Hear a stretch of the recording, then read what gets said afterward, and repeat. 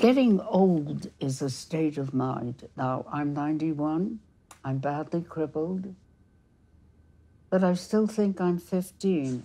Will this go viral? We hope so.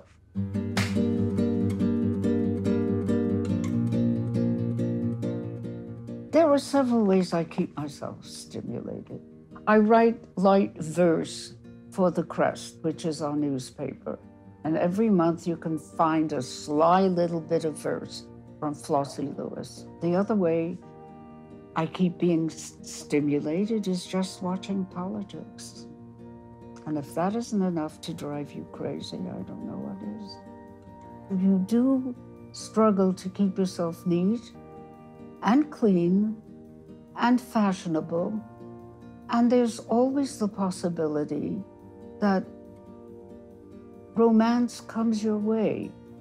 Just liking someone is a treat, because part of being old is to get cranky. There's indigestion, and your teeth fall out, and suddenly you need hearing aids, and you feel increasingly unattractive, and then somebody says, "How nice you look today, Mrs. Lewis," or "You're a real kick, Flossie," and you feel good about yourself. Accepting the fact that the body is going to go, but the personality doesn't have to go. And that thing which is the hardest to admit is that character doesn't have to go. I'm Flossie Lewis. This is my brief but spectacular take on growing old.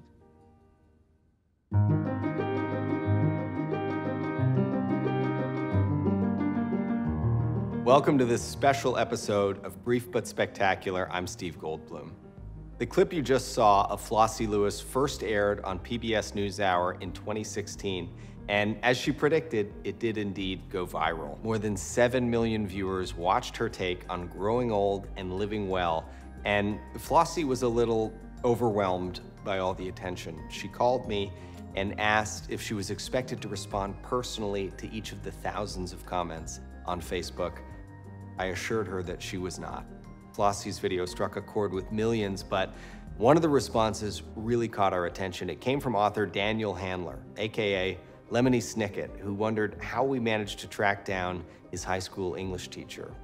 We soon heard from other Bay Area residents who passed through Flossie's classroom, and not just passed through, but who described the experience as having a profound effect on their education and their appreciation of language. She was the best English teacher. She demanded excellence. She had this gravitas about her. I think she has the ability to startle. She has no time for your bullshit. So based on popular demand, we took a deeper dive with Flossie. We spent some time with her in her retirement home in Oakland, and we even organized a reunion to take place inside her old classroom. We invited many of her former students, some of whom she hadn't seen in 40 years. Flossie got right to work. She prepared a lecture for the occasion on whether or not Bob Dylan was worthy of the Nobel Prize for Literature. That's really all the context you need for what you're about to see. Let's start with an introduction. Tell us where you were born. I think I was born in Bensonhurst, which is a section of Brooklyn. I received my BA from Brooklyn College, 1945. In the Jewish community of Brooklyn in the 40s, a girl was expected to be married, and the worst thing that could happen to her would be spinsterhood. And what was my fate? To be a spinster. So I got on a Greyhound bus, I went with a friend, and it took us 5 days and constipation to get to Berkeley. Teaching was the one thing that a woman could do. I could command the attention of a class. I had a voice. I had that kind of personality that did not seem teacherly, but was provocative. What the kids liked was that I was crazy, unpredictable. Were you scared when you left? Oh, was I scared? It's another world, you just don't get it. If you were a girl in the 30s and the 40s. You could be a teacher, you could be a nurse, but you had to be married. And when I graduated, I looked like jailbait. What do you mean by that? I was little, small, and flat-chested. When you got your degree from Yeah. Brooklyn College, were people Impressed? not impressed? No. And they weren't proud? No. My father told me that, he put it to me very bluntly. He said, "You're no bargain." My mother came to the graduation and I said, "Mama, aren't you proud of me?" She said, "Yes, but if only you were a good girl." Did they ever come to visit you in California? Once I was married, yes. I was married to a very sweet man whose name was Jerry Lewis. He was a gifted musician. And the thing about Jerry was that he thought I was a real pain in the ass. And that was the makings of a very nice marriage. He died in '94. 45 years, and I miss him every day.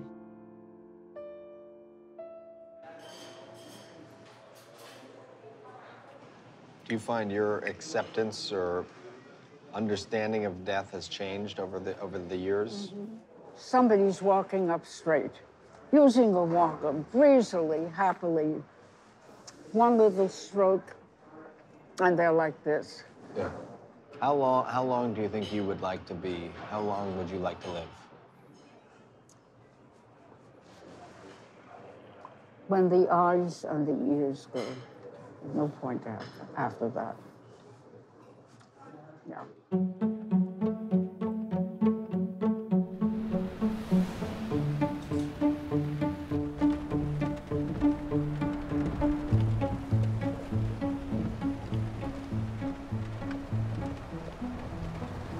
Well, you couldn't be in charge of the weather. We should have done this yesterday. I think this works well. Well, my philosophy is that everything that can go wrong will go wrong. Let's hope for the best. Okay. Now, Steve, are we on Ocean Avenue? I think we are. I don't know. Are we on Ocean Avenue, driver? Not yet. Because we used to go down Ocean Avenue. And we'd be there by this time. So when you go back by Ocean Avenue, please. I think I was intimidated by her name. Flossie is a very unusual name. Petite woman who always wore very funky clothes. She had a command over the class, just as she had a command over the poetry and the prose that she taught. She called me once when I was in college. I was very ill. I had just come out of the hospital. And she read to me from Kafka's diary. She said, "This will cheer you up." I said, but it didn't go well for Kafka, though, did it? And she said, no, it didn't. She changed the direction of my life. Because of Flossie, I became a writer. All throughout my life, Flossie's been there for me. Everyone else said no to me, and she said yes.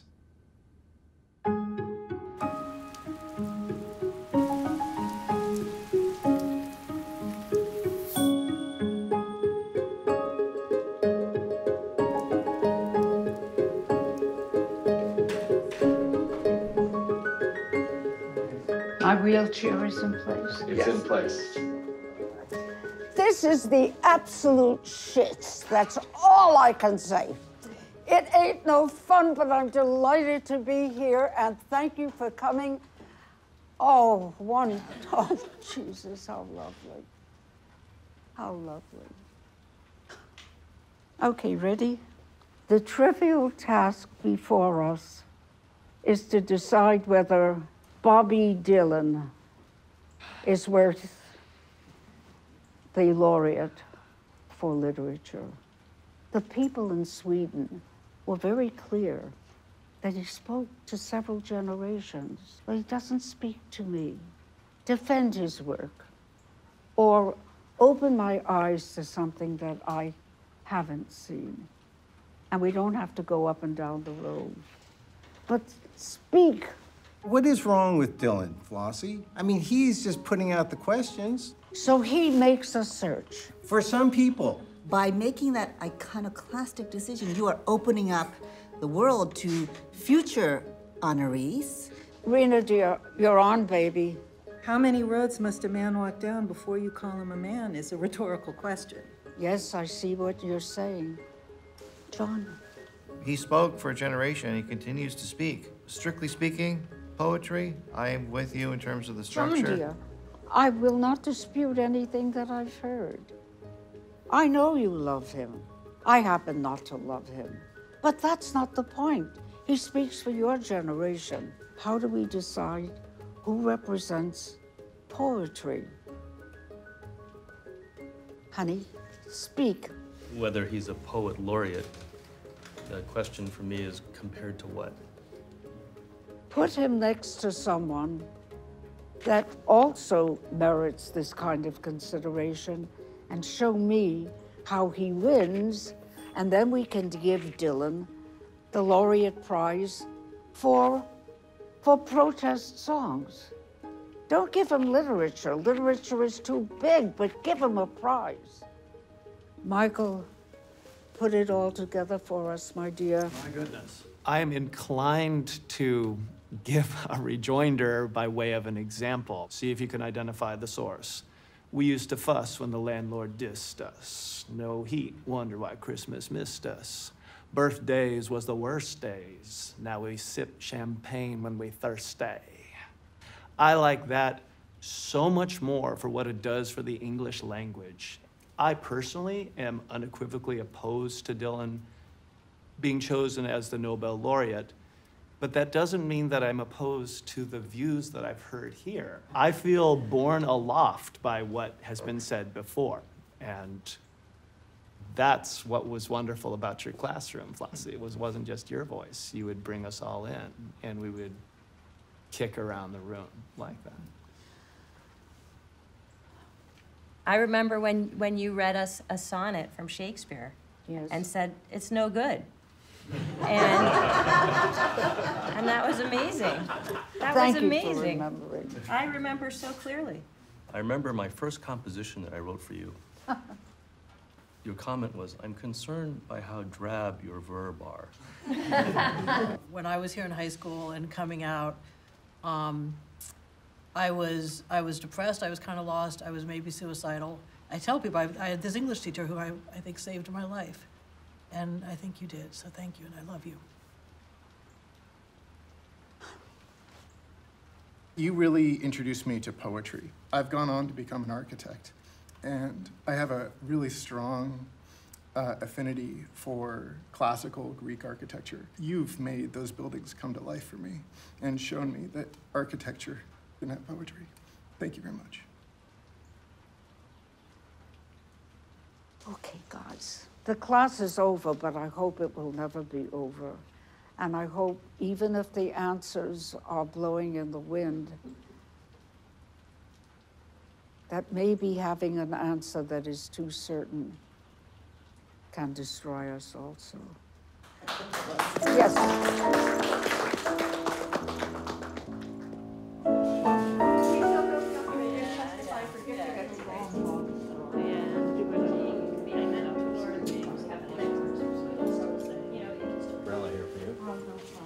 Bye-bye, honey. Bye-bye. Nice meeting you.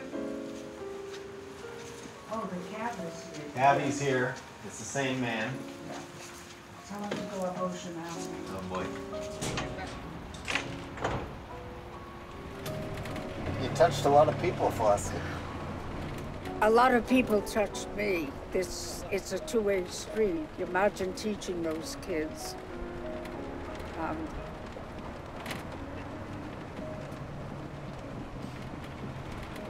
He's gonna go the way he wants to go, thinking to be Ocean Avenue, what the hell.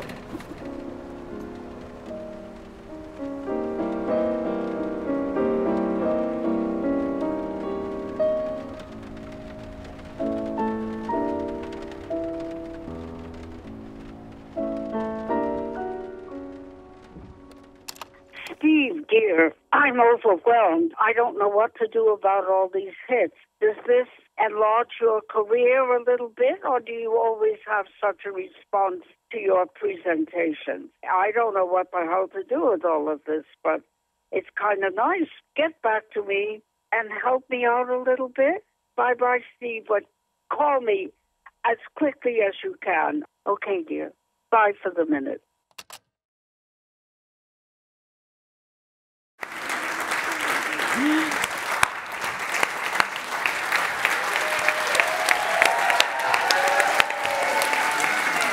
I know she's getting the standing ovation.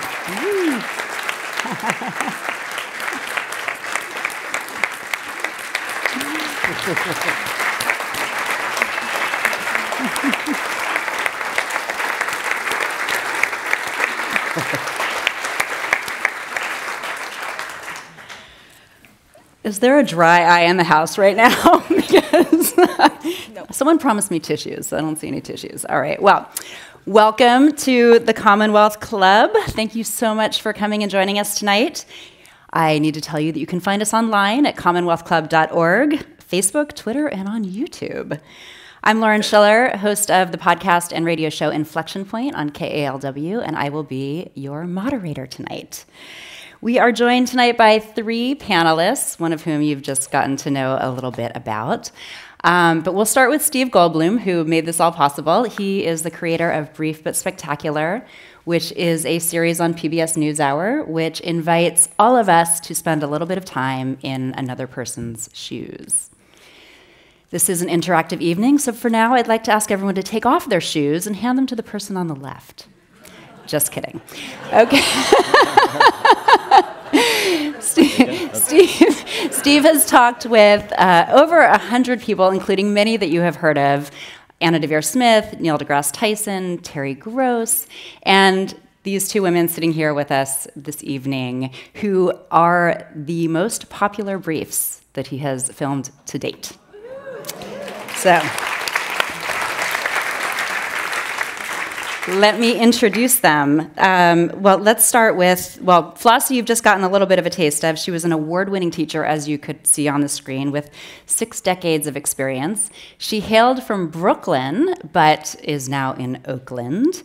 And some of her students that you saw just now are with us tonight. So, you guys want to, whoa, as I dropped my clipboard, do you guys want to say hello? I think you're over there somewhere. Yes. Yeah.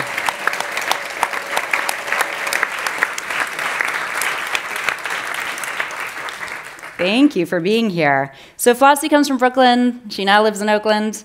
And to my left here is Mahogany L. Brown, who comes from Oakland, but now lives in Brooklyn.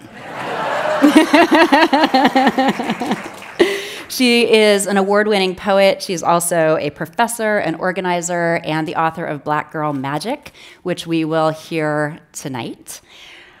We would love to hear your questions, so please write them down as you think of them, and a staff member will bring them up, and we will get to as many of them as we can. So, we just watched this excerpt from a short documentary about you, Flossie. How does it feel to see your name in lights? It makes me feel like a fraud. Oh, why? Because there were teachers who made me a teacher and colleagues who kept me honest. And I'd like to mention their names wherever they are. Okay. At Lincoln High School, Marion Shepard. At Lincoln High School, Jeannie A. Eckloff. At Lincoln High School, I'm trying to think of a few more people, but they escape me now. At Lowell High School, Joanne Stewart, who is still with me, and we still talk about teaching and books. At Lowell High School, there was Maurice Englander, there was Barclay Bates. Thank you, Leanne Torlakson. Thank you, Gwen Fuller, and I've left out so many. Always. But for me to receive all the credit when I know that every name I mentioned was as good as I shall ever be, and I still hear the sound of Jeannie A. Eckloff's Middle English. Her Middle English was better than any prof that I ever had. She taught me the sound of Chaucer. And I'm thinking of Joanne Stewart, who is littler than I am, but packed as great a wallop, and I'm eternally grateful for what they taught me, and I'm grateful to this company because there is such a thing as teachers who aren't recognized, and there is such a thing as teaching. And I beg your pardon, there is such a thing as good books that deserve to be taught. I'm a little bit disenchanted with the internet, and of course I don't like anything about Twitter. Does anyone? And not because our president is such a practitioner. Of course she went viral. But to think that we have come to the point where we accept Twitter as a form of composition is moving in the direction of duck speak in 1984. Thank you very much for the moment. A cautionary tale. Well, Steve, will you tell us a bit about how Brief but Spectacular got started? What is it that you're hoping for when people see these glimpses into other people's lives? Sure. Well, first I have to pick up on a theme, which is Flossie, about collaboration and credit. I'm up here, but there's other people I have to mention. Zach Land Miller. I don't know where he is, but where is he? There he is. My longtime producing partner from episode number 1 makes Brief with me, and he does about 15 different jobs in one. Melissa Williams, who runs my production company, Second Peninsula, and she helped produce this event and countless others. And lastly is PBS NewsHour, because if it's not for PBS NewsHour, nobody's up here. And two people I want to call out. Mike Rancilio is the general manager. He's here. And Sarah Just is the executive producer of NewsHour. And she commissioned and greenlit this show over 3 years ago. And I'm eternally grateful to you for doing that. So thank you. But the intention, as you said, was always to invite viewers to walk in somebody else's shoes. And we, in the beginning, felt a lot of pressure to book these big guests. A lot of people probably who spoken at the Commonwealth Club. And so we went after Alec Baldwin and Ta-Nehisi Coates and Marina Abramovich. And people were pretty excited to see them. But what has been heartwarming to learn from doing the series is to see the audience's overwhelming response to people that they didn't know. And the two best examples of that are Flossie and Mahogany. By the way, the two best names we've ever had on the show, Flossie and Mahogany. And all the accident involved in how we met also melts my heart. I met Flossie completely at random in her retirement home. We were shooting a movie with Rita Moreno, and we literally bumped into her and just knew she was an original force of nature. And I said, will you talk to me? And she said, sure, I'll talk to you. My understanding is that she said, now what are you doing here? What are you doing? Is that correct? I think so. Yeah, who are you? Why are you here? So I explained myself, and then I had always wanted to interview somebody about life in their 90s. That had been something I'd wanted to do. And as we were talking with Flossie, Zach and I got this rush of adrenaline that you know as a journalist too, and I got the same feeling with Mahogany, which is, oh my God, people are going to see this. People are really going to see this. And it was halfway through the interview, we just looked at each other and said, we have to get out of the way, and we have to go home, and we have to represent this person's story. And we just had a hunch that people were really going to spread this thing around, and they both reached millions within a day. And that just doesn't happen with every one. I'd like it if it did, but it doesn't. So that's what they have in common. They're both truly original voices. So I wanted to ask you, Flossie, I mean, you have a platform now. You have a platform about growing old with grace. So now that you have millions of people viewing you and hundreds in this room, is there anything, not to put you on the spot, what do we all need to know? What is it you would like us to be aware of that we should talk about? Because nobody wants to talk about getting old.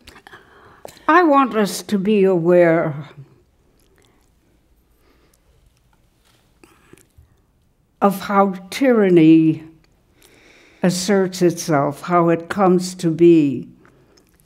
And I'm thinking now of a book by Professor Stephen Greenblatt, who is one of my profs, The name of the book is Tyranny.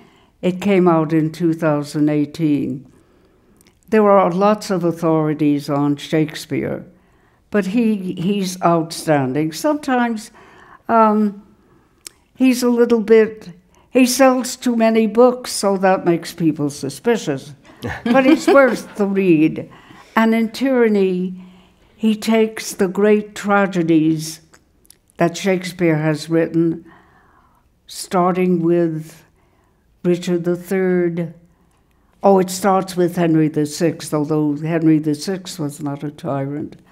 But he goes through the great tragedies, Macbeth, King Lear, Coriolanus, and shows that the tyrant doesn't make himself.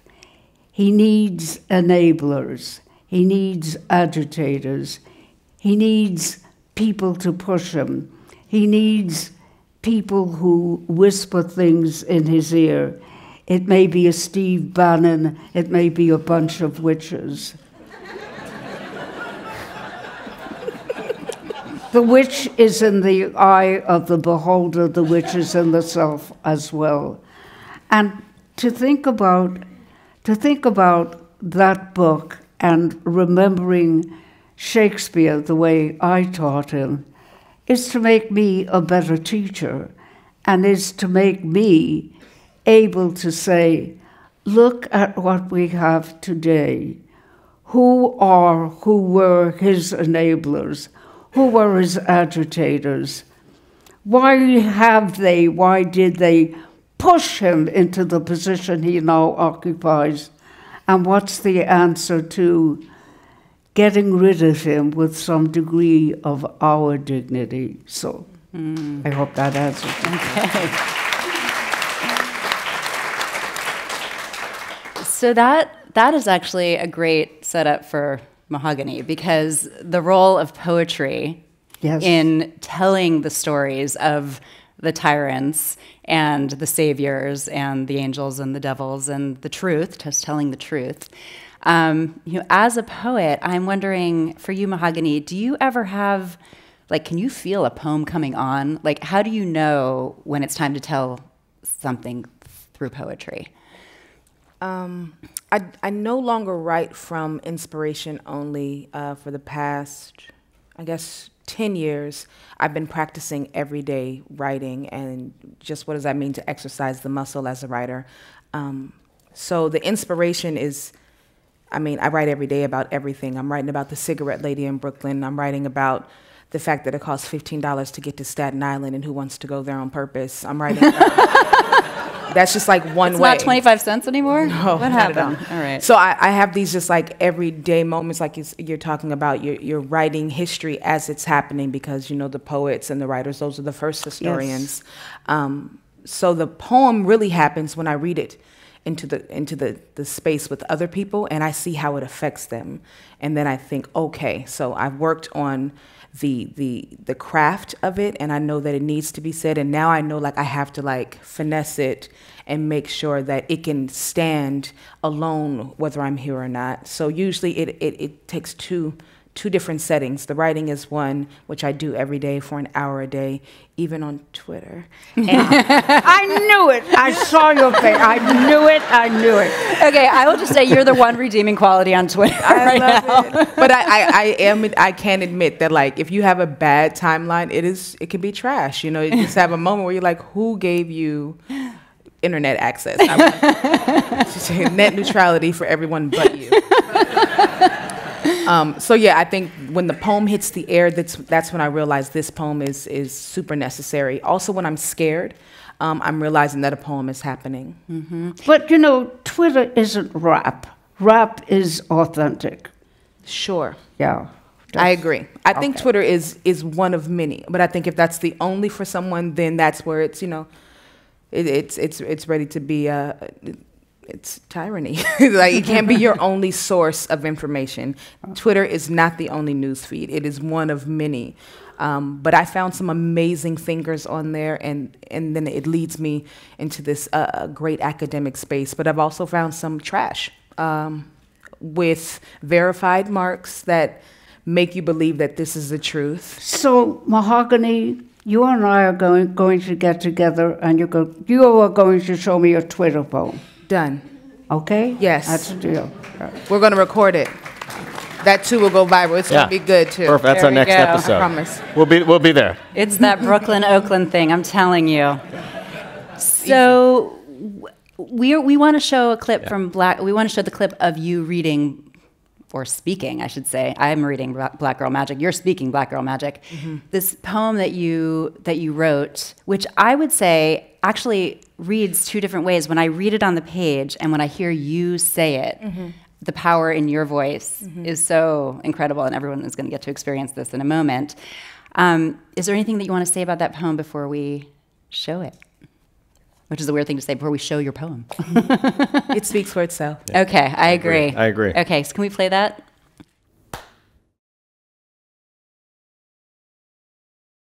They say you ain't supposed to be here, black girl. You ain't supposed to wear red lipstick. You ain't supposed to wear high heels. You ain't supposed to smile in public. You ain't supposed to smile nowhere, black girl. You ain't supposed to be no more than a girlfriend. You ain't supposed to get married. You ain't supposed to want no dream that big. You ain't supposed to dream at all. You ain't supposed to do nothing but carry babies and carry felons and carry weaves and carry silence and carry families and carry confusion and carry a nation, but never an opinion. Because you ain't supposed to have nothing to say, black girl, not unless it's a joke. Because you ain't supposed to love yourself, black girl. You ain't supposed to find nothing worth saving in all that brown. You ain't supposed to know that Tina, Beyonce, Cecily, Shonda, Rhymes, shine, shine, shine, black girl. You ain't supposed to love your mind. You ain't supposed to love. You ain't supposed to be loved up on. You only supposed to pose voodoo child, vixen style. You're supposed to pop out babies and hide the stretch marks. You're supposed to be still. So still they think you statue. So still they think you chalked outline. So still they keep thinking you stone. Until you look more Medusa than Viola Davis. Until you sound more Shanae than Kerry Washington. Until you're more side-eyed than Michelle Obama on a Tuesday, but you tell them you are more than a hot comb in a washing set. You are Kunta Kinte skin. You are a black girl worth remembering, and you are a threat knowing yourself. You are a threat loving yourself. You are a threat loving your kin. You are a threat loving your children. You black girl magic. You black girl fly. You black girl brilliance. You black girl wonder. You black girl shine. You black girl bloom. You black girl, black girl. And you turning into a beautiful black woman right before our eyes. My name is Mahogany L. Brown, and this is my brief but spectacular take on Black Girl Magic.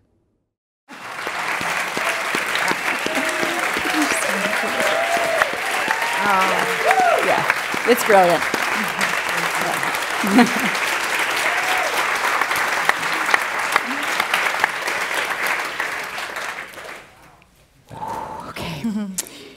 That's like scary to watch.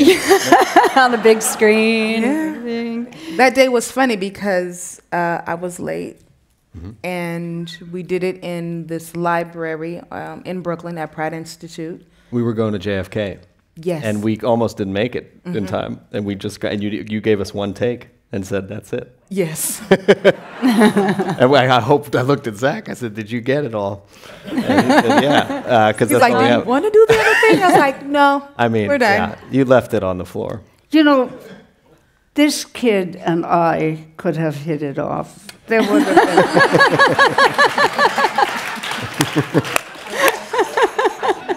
been. So I, in Poetry Magazine, which a poet pointed me to, you called this poem a triumphant and explosive war cry. And in it, you're directly addressing black girls, black girl.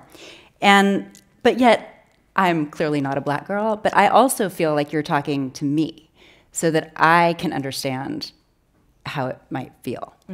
And I wonder, let's talk about that poem specifically. Are you thinking in both those terms? Is it about, I want other people to understand where I'm coming from, or is it about, I want you to know I know where you're coming from too? Or maybe both. So I wrote that poem when I said war cry in the Poetry Magazine essay. I was really speaking about how the poem came to be, which was going to these community rallies and seeing the mothers of the slain victims of police brutality stand up and be there for everyone. And they asked poets all the time to, share a poem, and a lot of heart-wrenching poems happen, but I just wanted a moment of redemption to say that I see you, and also I see myself, and also I see my daughter. And so when I wrote the poem, I was clear that I just wanted to have a moment of joy, even though we are surviving trauma. What does resilience look like? And I think when people who are not Black find joy in it, that is the moment of humanity, right? That is when you're seeing someone see themselves, revel in themselves, and that is a joyous moment, and that's where our connection is. I'm not, the first thing I did wrong was look at the video and then look at the comment section. No. And so it hurt my heart. The first thing I saw was what about white girl magic? And I was like, really? You have America, mama. You all right. You're good. We got 2 minutes, 15 seconds. Give me this. But really, it was just the moment of here we are making space. Here I was trying to make space where it felt like there was none, right? And that's not true. If I'm honest, my pillars, we talked about this earlier, are Gwendolyn Brooks and June Jordan and Audre Lorde and Ntozake Shange. And those Black women writers made space for me to be able to even say that, to even find the articulation of what it looks like to love yourself when everything around you says don't. So when I see people loving that poem and not being a person of African or African American descent, that is what it's supposed to do. It's supposed to show you what self-love can look like in a time where love is very hard to present itself. Mm-hmm. Well, it worked for me. Awesome. Thank you. Awesome. Well, it's also interesting, just you talking about, both of you talking about the people who come before you. And I will say that is one of the things that I do like about Twitter, is that it leads you to people you might not otherwise discover. So if I follow who you follow, then I'm going to learn a bit more about where you're coming from. But I guess Twitter leads us to the question of polarization and difficult conversations and everyone getting into their own camps. And I wonder, this is really a question for all of you, and whoever would like to answer it first, how do we have these hard conversations without being at each other's throats? How do we open those doors? You start in the classroom. You start in the classroom where if the kids are going to tear at one another, you still have some authority to say, cool it. You start with a book that dares to touch on some of these issues. You start with a poem by Gwendolyn Brooks called Abortion, where the Black mother says, I loved every one of you, but I couldn't feed all of you. And that's hard to take in the light of so many stereotypes, because Black women don't have as many abortions as white women do, and not alone because they can't afford them. So I think you start with the classroom. You start with books that you think not only should be read, but that you want to teach because you have something to say about them.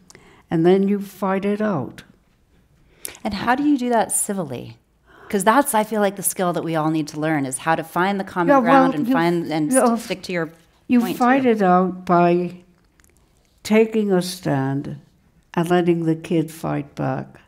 And you do that not only by office hours, you do it through composition, you do it through writing, and sometimes you have to lose a battle. I think one of the things that I learned early was that some of the kids I was teaching were 10 times smarter than I was. And once I recognized that, half the battle was over. I love that idea of it starts in the classroom. I agree. I facilitate poetry workshops around the world, and the one thing I always return to with the young poet is, I don't believe you. Like, if you're going to write this, be honest, right? Don't write what you think I want to hear. Write what actually needs to be said. Yeah, And that's where the hard conversations happen, when you're willing to stand up and say this thing that's super difficult and may not be the pleaser for the crowd, but is necessary to start that pivot in how we deal with each other and how we change ideas and how we change movements. So yeah, I love the classroom. See, writing. you said, I don't believe you. And I would say, watch out for the passive voice. That's why you're the teacher. I have to say, I see a co-teaching collaboration in our future. I have to pick up on something Flossie said. There's 2 books you should all get. First is Black Girl Magic. They should buy your book. And they should also buy a book by Flossie Lewis that I found on Amazon called Getting Engaged, Falling in Love with Your Paper, which you wrote in 1984. And I got a copy of it on Amazon. And there's a stretch in the book where she, by the way, it's all brilliant, but there's a stretch in the book where she talks about falling in love with your paper, taking your paper out to dinner, making love to your paper. At one point, you said, and here's a line she says.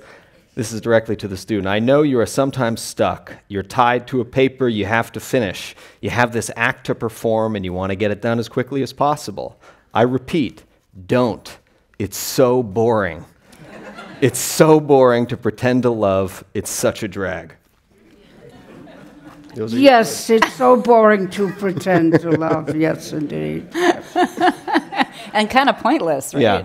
Yeah.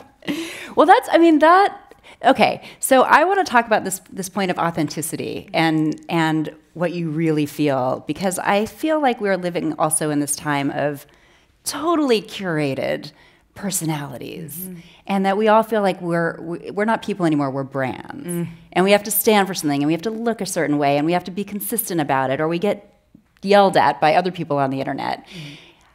How do you, I mean, this is maybe a personal advice question, but how does a person stay authentic in the middle of all that pressure to be, I don't know, something they really aren't, or that other people expect them to be? Have a Flossie in your life. Like you really need a good tribe, and that means who are your circle of friends? Who do you check and balance with? Sometimes I get caught in the hype, or I could write a poem and I think, oh, this person said it's amazing, and then I'll take it to a friend. I'm like, what do you think? And they're like, You need those friends, right? And I'm like, they said it was great, but like you need the circle of people who want you to push forward and be better. I think that's how you can be your most authentic self. And also Instagram, I feel like you feel about Twitter, I feel about Instagram, which is the curated brand, right? It's the perfect picture, the perfect filter. There's this filter app now where you can do this and make yourself skinnier. Yeah. It's bananas. And of course, I was like, I just want to see, oh my God, like, I am a 2. That's insane. I deleted it, don't worry. Does it work on like ankles? It works everywhere. Everywhere. But you look kind of like an ocean of a body instead of your actual, it's weird. But that said, I'm looking at those apps now and I'm thinking the best way to stay authentic is to be honest with like our flaws and how we're changing. And you can love something today and not tomorrow. And you can like support someone and then find out they did something that is less desirable than humans need and say, you know what, call that out instead of just, strong and wrong. It's okay to be wrong. Like, it's okay to be wrong. I mean, if we say that 3 times a day, we will feel much better. But then you also have to meet the it's okay to be wrong with what am I going to do to make it better? You can't just walk in the wrong and it's like, oh, my flaws are so dope. I'm out here harming people with my flaws. It's all good because I said it 3 times a day, so I'm okay. No. Right, once you accept that it's a flaw, like it's something that can be changed, then you have to accept the responsibility of, how to make it better, how to do better. That sounds like good parenting advice, too. I have a 20-year-old, so we have these conversations often. Well, Steve, through Brief but Spectacular, it seems like you also have an opportunity to get past this sort of curated approach. It feels like when I see the stories that you produce, I feel like I'm seeing inside the person that is talking, that they really are presenting their true selves. How do you do that? Well, we're always searching for that answer. That's what we're always looking for. And we were really lucky to meet Flossie and Mahogany, but now we have a science that we're using to find our new subjects. And so one of the things that we're doing right now with Brief But Spectacular is looking at some of the leading issues in the country, like misuse of prisons, substance abuse, mental health. And we're going to areas in the country that are most underrepresented. And so to give you an example, last week Zach and I were in Tucson speaking with a young woman whose mother was deported, who raised her siblings and just graduated high school. We were the next day in Navajo Nation speaking with the lone female delegate on the Navajo Council about sexual abuse. The next day we were in Olympia, Washington, speaking to a mother whose son is incarcerated in 23-hour lockdown, has bipolar. Oh my God. And we talked to her about the criminalization of mental health. By the way, we're only able to do this right now because of the Heising Simons Foundation, whose mandate has been that we get outside the coast and tell these stories. And so what we're trying to do is plant a seed with people, find these original voices, and then come back to them. And so tonight, an example of that is Flossie. We wanted this set to create some conditions to show this woman in her element. Because it's one thing to hear about someone being a great teacher, which we heard about, but to really see her in action is in something else. So that's what we want to do with Brief But Spectacular now. We're currently looking to expand the show like that. And honestly, Mahogany, you're next. We're coming for you. We would love to see you. She's ready. I'm ready. So we're actively fundraising right now for our show to really do what we want to do, which is tell these longer stories. We want these portraits across the country. We've been privileged to do 150 of them, but we want to take a deeper dive and keep going. So we actually, on that note, we have a question from the audience that says, how will I know when I have a Brief But Spectacular moment? I'm in my late 60s and still waiting for it. Dear Steve. Dear Steve? Okay. I have to say this because my parents are here, my wife is here. My dad's father is the namesake. When I was little, he lives in Nova Scotia. I would sneak out of synagogue, walk around the block, make it look like I've been there the whole time. When I came back, he would say, Brief But Spectacular. That is the name. And it's true. His name is Dick Goldblum, and he's the 100th episode. We interviewed him on what it feels like to have memory loss or dementia, which he is experiencing now. So your Brief But Spectacular moment, the answer is, I don't know. Email me. And make your video and make your voice known, because we'll know it when we see it. But it feels like inside ourselves we should be able to recognize that too. You know, what does that feel like to know? Do you ever have a moment like that where you're like, this is it? Maybe it was Black Girl Magic. No. I have the moments when I'm telling the story and someone goes, what? Yes. And you're like, oh, that's a lot? And they're like, how did you get out? And I'm like, I don't know. I just did this thing, and then I wrote this poem, and they're like, inspired. And I did not know that it was Brief But Spectacular. Black Girl Magic wasn't even the poem they asked me for. So that's funny. That's right. Yeah, you asked me for something else. And I said, I have this other thing I really feel good about. Can I do that? Yeah, that's right. So in the moment, I didn't think of it as like, this is it. I just thought, it's on my heart. I really want to share this. And hopefully it'll change someone's mind. And since it aired, I've received about 5 that I know of, to my personal account, 5 videos from 5 young girls, all ages 4th grade and lower. I don't know what age that is, but they like, And they use the poem in oratorical contests now. And I literally am like bawling on the side of a freaking mountain. Watches like someone sent me, and I'm like, what is she doing? And then she starts this choreography, and she does like the voice, like when I say, you are this, and she does it, and I'm like, are you kidding me? This is amazing. I'm gonna cry now. Okay. Oh. Well, right. I have to say, we were.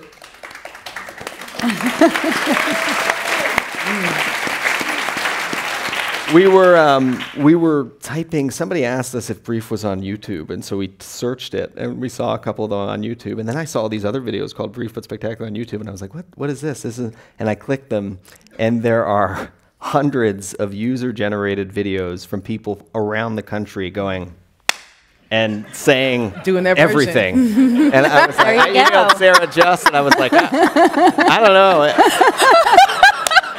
I'd love to take credit for these videos, but we didn't shoot these. These aren't ours. So that has been one of the unintended consequences. Imitation is the sincerest form of flattery. It's beautiful, yeah. Steve, may I say something? Of course. She is a hard act to follow. So are Stay you. with Flossie forever. So are you. But the world is hers. My world is passing. Her world is coming. And I think most of us realize that, and we will accept it gratefully and graciously, I trust.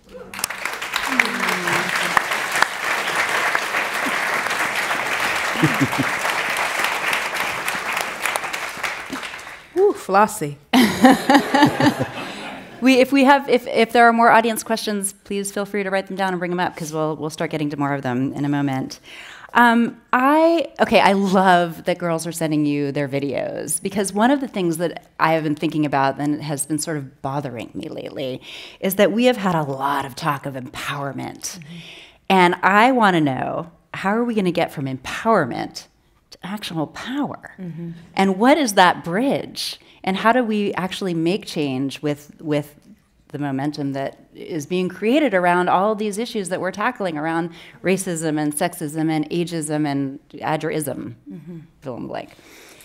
I think mentorship is key. I also think the young people, they have it on lock. They know, like this, the verbiage is changing so drastically and so quickly. Oftentimes, there is little grace, right, when you're learning and relearning.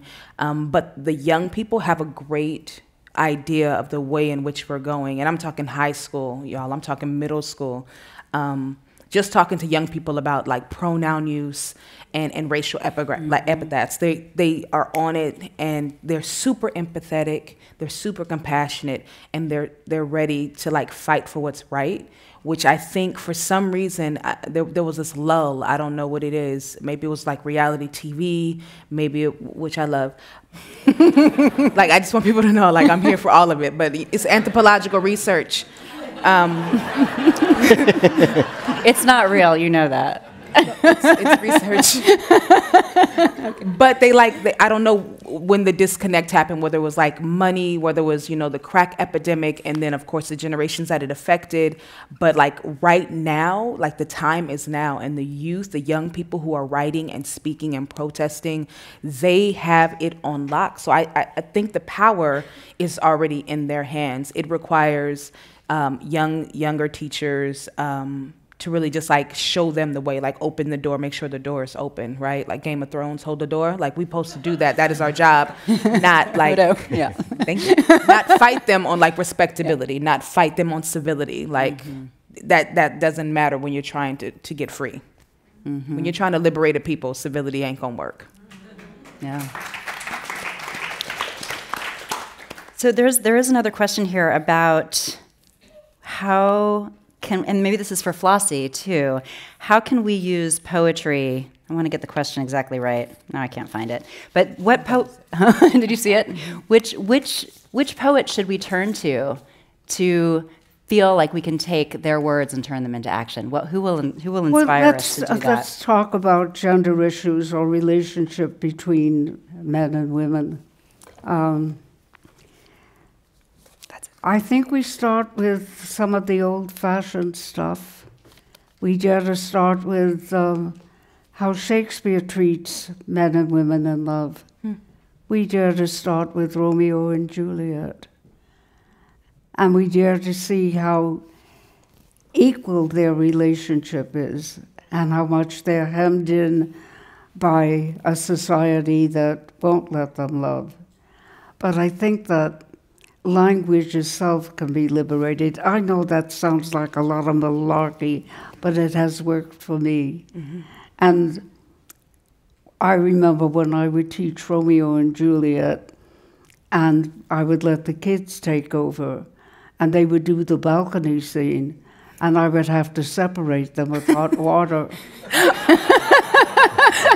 I mean, like while they were kissing? What are they doing? You know, they don't kiss in the balcony scene, but my kids did.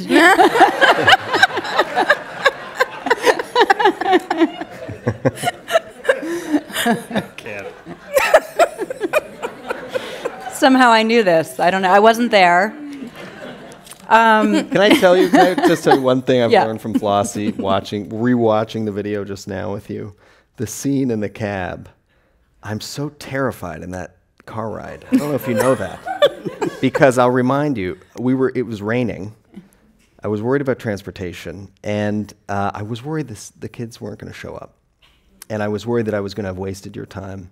And I was petrified in that car ride. And I remember there's a lot of silence, and I looked to you and I said, this is what you were wearing, actually. And I said, this is a beautiful whatever. And you said, don't make small talk.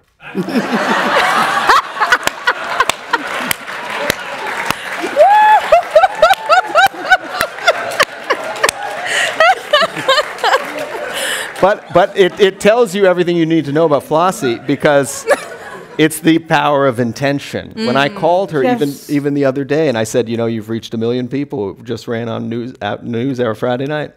And I said, and the comment that keeps coming up is, you inspire people and you remind them of teachers in their life. And instead, you just said, let me internalize that. Let me think about that. And I thought that, how often do we do that in the rapid form of communication or Twitter or Instagram? How often do we just sit and think about what was just said? And so I've learned that from you, so thank you. Yeah. Let's see what I have learned from you. Oh, the gonif. Wrap it up. But a gonif is always lovable. You don't use that term unless you care deeply for that person. Flossie called me a gonif, Yes, and he is a gonif. Crook, thief in Yiddish, and I said that's not, but you said because you steal my heart. That's what you said. I was so glad you said it, because I was worried about that one. You didn't know this was actually a conversation about love, did you? That's actually really what it's all about. So Flossie, how do you, I want to get back to this question that is so hard to talk about, which is the growing old and growing old with grace, as you put it in your brief but spectacular story. How do you prioritize your time? How do you decide what you want to do each day as you think about the time you have? Well, if you live in a retirement, I'm not supposed to mention names, but if you live in a retirement community, there are activities. You can participate, you can sit, and if you sit, invariably, you will fall asleep. But if you take an active part, we have a poetry class every Monday, and I work with the activity director, Liz Chamish, and we have a topic, a theme, and we have anywhere from 10 to 15 old ladies and some gentlemen who go back to find a poem that illustrates that theme, and if they can't, they start writing themselves. And that's something to see at age 80 and 90 and getting up there. That's part of the film that we didn't show, which includes, we were there for one of those poetry sessions, and it was unforgettable. And Flossie took a backseat to that one and really let the other residents shine. And were they ever good? And there was Hugh Richmond, who was dying of pancreatic cancer, and said very clearly, I've had a good life, I'm ready to go. And he, knowing that he would be dead in a few more days because guess what? His doctors had given him permission. He could stand up and read Ogden Nash, Robert Frost, and make the room shake. He hadn't gotten yet close to, how shall I say, Derek Walcott, for example, whose poetry he would have loved too, or Langston Hughes, or Gwendolyn Brooks, or some of the other guys and gals. We are recording this, so if you want to go back and write down all the poets that have been mentioned tonight, I recommend it. And actually, this brings us to another audience question, which, and I apologize, the original question was for Mahogany, which is, how can we all learn to use poetry to get through hard times? How can we use poetry to get through hard times? I did this project, that's not what it was. We had a poetic protest responding to the police brutality, and it's called Black Poets Speak Out, and that was with Jericho Brown, Sharina Rodriguez, Amanda Johnston, John Terry Gadsden, and myself. And it was a moment where all of these artists and poets and professors were like, what are we doing? How do we respond? I feel like I'm going crazy. I feel like I don't understand. I feel silenced. I feel like I'm silencing myself. And we decided to do this initiative, which in turn still it exists, and it is an archive of poetry written by, you know, all people from 40 years ago to, you know, 2 years ago. And I learned that poetry can be the balm that we require as citizens, as global citizens, as aware citizens, as human beings. There are times when we can't articulate the frustration. We don't know yet how to process what we're feeling. It just all feels kind of jumbled, and you read the right poem, and it just kind of like clarifies, you know, the room becomes still. I think someone else is doing a particular project for Poetry Review or Paris Review, Sarah Kay, who introduced us. First episode we did. And she did this, she's doing it now, and you can find it on parisreview.com, and it's called Poetry RX. And I think the basis is you ask, someone sends in a letter, I'm having heartbreak, what do I do? And they prescribe a poem to read. And it's the specific poem, and it's such a great idea that, you know, you're in that moment of inarticulation, and you read that thing that articulates it all, and you're like, oh, I'm not alone. Yeah. And what does that mean, to just not be alone, to not be the only one feeling this way, and to know that there is, for lack of a better cliche, light at the other side of the tunnel. Gosh, sorry. We're living in hard times. I know, that was a bad one, guys. Sorry. Right, is that right? Poets are not supposed to make bad, like those cliche metaphors. Yeah. Is that the okay. I was going to blame Twitter. No. It just gets ingrained in you. I mean, you sometimes can't help it. Dear Flossie, this has turned into an advice column. Why did you decide to get a PhD after you retired from Lowell? Your PhD classmate, Hillary. Where's Hillary? Is Hillary out there? Waving her hand? No? Read it again, dear. Why did you decide to get a PhD after you retired from Lowell? Well, I'd like to answer that question.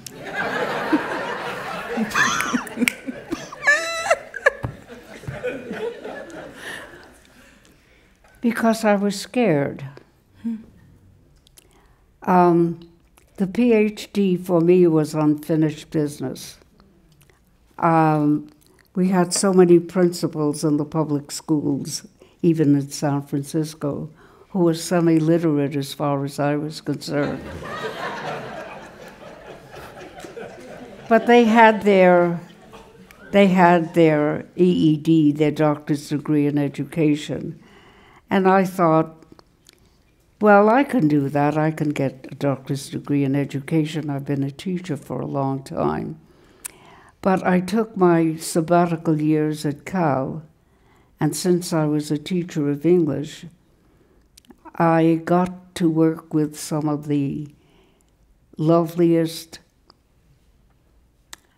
greatest people I've ever known in my life. And in my first sabbatical year, I met Professor Alex Werdling, who died very recently, and who opened my eyes to what the English language was all about. And in his class, when I was already an experienced teacher, he gave me my first real taste of George Orwell, which wasn't 1984, but which was politics in the English language. And that made me a teacher, that I could see how you could lie, how you could twist, how you could kill with language. And even though I killed some of my kids by making them avoid the passive voice, it became, I had something to hold on to. And when I became disillusioned with the courses in education, I had by that time become something of a writer. I had some short stories published, and I found that I wanted the PhD in English, and I thought that when I had finished my work as a teacher in high school, I would go back as a student, and those were some of the richest years in my life. That's why I waited. I wasn't sure of myself, and when I was a little more certain, then I could take on the rigors of the PhD at UC Berkeley. And let me tell you, it was not easy. Even though I was a high school teacher, I'd get my composition slashed the way only the profs could do it. So, they're hardest on the good students, you know. You may have heard that. Taught me a lesson in humility, too. Well, thank you so much. Thank you, Flossie, Mahogany, and Steve, for joining us all this evening. I'm Lauren Schiller from Inflection Point, and this meeting of the Commonwealth Club of California, the place where you're in the know, is adjourned.